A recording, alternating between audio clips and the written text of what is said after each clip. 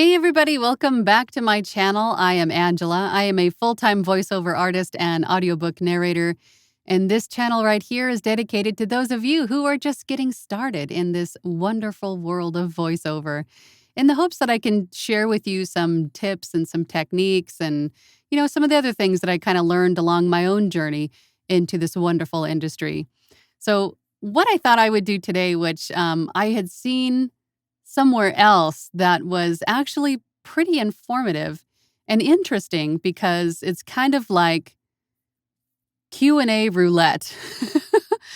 Someone else had actually went to Google and looked at the most asked Google questions or questions about their subject in Google and then answered those questions. So I'm actually kind of nervous because I don't know. I want to do this because I don't know what the questions are going to be. They might be funny, they might be interesting, they might be way out there, or they might be just what you needed to hear. So we're going to give it a try today. So let's get started and see what we find. Okay, so here we.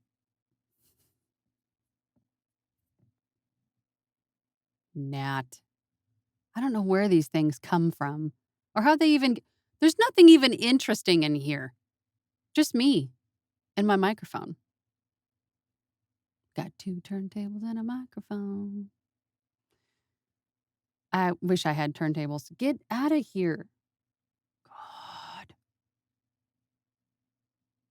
Oh.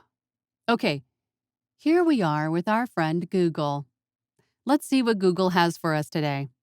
So let's see, what would we type in here? So let's just type in voiceover. Okay, so we got voiceover on Google Slides is a question that we get a lot, apparently. In this situation, I'm typically taking the presentation from Google Slides and downloading it and then making a complete finished video for my client. I'm taking their slides and turning it into a video presentation. So, what I'll typically do is download the entire presentation, convert it to PowerPoint because it's just easier for me to work with it that way. And then I'll record the script, or if the narration is in the slide notes or wherever the script is, I'll do the narration. I'll edit it and format it and, make it sound real nice. And then I will break down that audio file by slide. So slide 1, slide 2, slide 3. I'll insert the voiceover into each slide and then adjust the timings of the animations in each slide if there are any. It's half the time that there are. So you'll need to adjust your voiceover or the animations to the voiceover. And then once all of that is done, then I will, of course, save it and then convert it to video. And then after it's a video with my voiceover and the animation timings and all of that thing, then I will put it into my Premiere Pro through Adobe. And then I will add music and then add like a transition at the end and at the beginning and end. So it has a nice fade in, fade out. It has music I can adjust, the different levels of the music. If there's any slide or timing adjustments, I can do that also in Premiere Pro with the narration. Sometimes with PowerPoint, when you convert to video, the audio gets way compressed. So at that point, once I have it in Premiere Pro, I'll take some of the narration sections that may be affected by that compression or weird sounds that it makes sometimes, and then I'll take my original narration and insert it in to fix it, if that makes sense. So it can be done, and that's typically what I do is I'll download it from Google Slides and put it into PowerPoint, and then that way it's easier for me to manipulate. It sounds like a lot, and it kind of is, but once you do a lot of these, it really becomes almost second nature, and I do a lot of these for my clients. But that's typically what I do. But if your client wants it to stay as a Google slide presentation, you can insert your audio into each one of those slides and then adjust the configuration or the timing of the slide that way as well. So it can be done. All right. What should our next question be? How about how to voice over? Okay, so how to voice over a Google slide, we just talked about that. How to voice over a PowerPoint, we just talked about that. How to voice over a video. Okay, what I typically do in this instance is I download the client's video, and sometimes they already have a voiceover added to it, sometimes they don't, but I'll take that video and I'll put it into my Premiere Pro. Again, an Adobe product, and I highly recommend getting the full suite of Adobe products because I think it ends up being the same amount of money-wise, monthly cost as to have Audition and Premiere Pro versus just having those two individually. I think it's about the same. Plus, you have access to After Effects and all of the other, Adobe Acrobat and all of the other things that Adobe offers. So if you're looking for a DAW, your digital audio workstation, I would highly recommend Adobe products. Get the full suite if you can, just to have all of those other things that you need for your business kind of at your fingertips. So there's my Adobe plug. They didn't pay me for that, but I love it and I highly recommend it. But back to the question, if the client sends me a video with audio or no audio, I'll download it, put it into my Premiere Pro, and if they already have a voiceover in it for just like an example, voiceover for pace or tone, I'll remove their voiceover after I've listened to it, and then I will record my narration, and then I'll add it into that Premiere Pro. If they have specific timings in their example audio, then I will leave their example audio there and adjust my narration with theirs accordingly, using theirs as like a template. And then once you have everything adjusted, you can mute or remove the customer's example audio and then export your new video with your voiceover as a complete video file. And then also what I would do is if the client wants just the audio and the video with the audio attached to it, you could take that finished video with your new narration in it and put it into Adobe Audition and then just save the file as an MP3. And that extracts the audio from the video. So that way you have an MP3 version of your audio, and then you also have an MP4 video version with your narration in it. All right, let's select another question. Okay, so how to find voiceover work is what I was going to put in, but it seems to be the top question, how to find voiceover work. There are literally hundreds of different sites where you can find voiceover work. And I have, I think, at least one video on some of these sites, and I can put that link up above for you. And some of these sites are voiceover specific, and some of these sites are more like gig economy freelance marketplaces where there are millions, maybe millions, hundreds of thousands at least, of people that offer different types of skill set gigs or have, profiles that offer like voiceover or, photo editing, video creation, all kinds of different things. There are literally hundreds of them. There's a lot of places to find work online if you just simply take a look. The days of needing an agent and finding someone to find work for you, I think are going the way of the dodo. Most voice actors that I know anyway are in home studios and are doing exactly what I do, and that is find work online, namely through Fiverr, Upwork, ACX. And again, there are hundreds of other websites to find work, but you need to put in the time and the effort to create the profiles. Some of them require membership fees, but do your research and find one that really speaks to you and start there, and then start to build your profiles on other websites as you go along so you don't get overwhelmed in the very beginning. But there's a lot of places to find voiceover work. The next one's down was how to find voiceover auditions.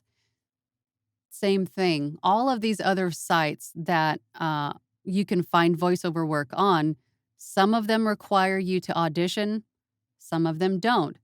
Like for Fiverr, for instance, someone goes searching for a particular skill set for voiceover, and they are presented with hundreds of thousands of options for voiceover. Then they could scale it down. I need a female. I need an American accent. I need this type of tone. I need it for this type of purpose. And then they are then presented with, you know, profiles that are better suited to their search needs. And then they can choose based on the voice actor's sound, their tone, their pricing, their time frame, their skill set, whatever the case may be, and the clients come to you. No need to audition. However, I have had a few people ask me for, sample of their script just to see if my voice and what I can deliver is going to work for their project. So, although that's not really an audition per se, it's more or less just kind of, finding a good fit. But to be honest, I don't really work with the sites that require you to audition. I'm staying pretty busy with the other websites that don't require me to, although I have memberships to them. So, but nowadays, auditioning is not something that I do a whole lot of, but you still can do. How to find voiceover talent. Hi, I'm right here. If you're looking for voiceover talent, if you are looking for a person to do voiceover for you, go to these places that I had mentioned: Fiverr, Upwork, there's voices.com, there's Voice123, there's Guru, there's People Per Hour. There are tons of different places where you can go to find voiceover talent. Or you could just send me an email and I'll be happy to help you. How to find voiceover gigs. Fiverr, Upwork, People Per Hour, Guru, Voices.com, Voice123, Voquend, Voice Jungle, Voice Giant, Voice Realm. There are hundreds of them. How to find voiceover artists. Hi. How to find voice acting jobs. Same thing. All of these different online marketplaces are a great place to start to find voiceover work. Okay, and the rest of the questions are pretty much the same. So let's do how to find books to narrate. We get narrate audio, narrate children's, narrating. That doesn't really help us. So we're going to switch this up to how to narrate audiobooks. How to narrate audiobooks for Audible, how to narrate audiobooks for money, how much to narrate an audiobook. So audiobooks are how I got into this industry. That was the first thing that piqued my interest into this industry, and because I'm a complete and total book nerd, and I stumbled across someone who I think it was an interview with an audiobook narrator or a voice actor who also narrated audiobooks, and I thought, "Oh my god, I'm already reading every single book I can get my hands on. It would be awesome if someone paid me to do that." And And then I discovered the voiceover end, commercial work, video games, e-learning, all of the other things that I do today. And I got hooked. I just kind of completely fell in love with it. So audiobooks are how I got into the industry. And I think a lot of other people do the same because you're reading aloud.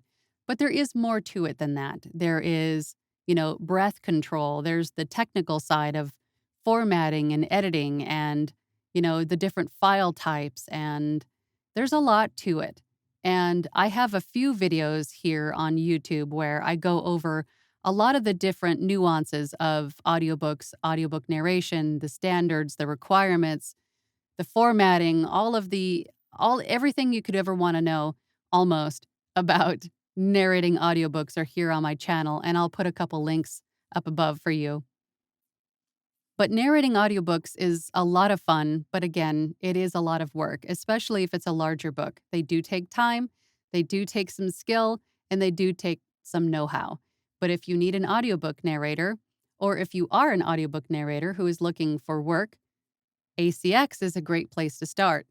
ACX is an arm of Amazon, and it is the place where authors and narrators come together to create audiobooks that are placed for sale on Audible.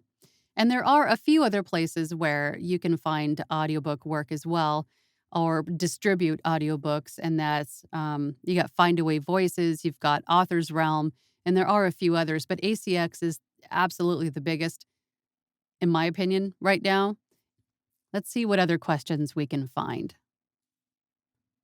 Okay, so how to start voiceover work, how to start voiceover business, how to start voiceover freelance.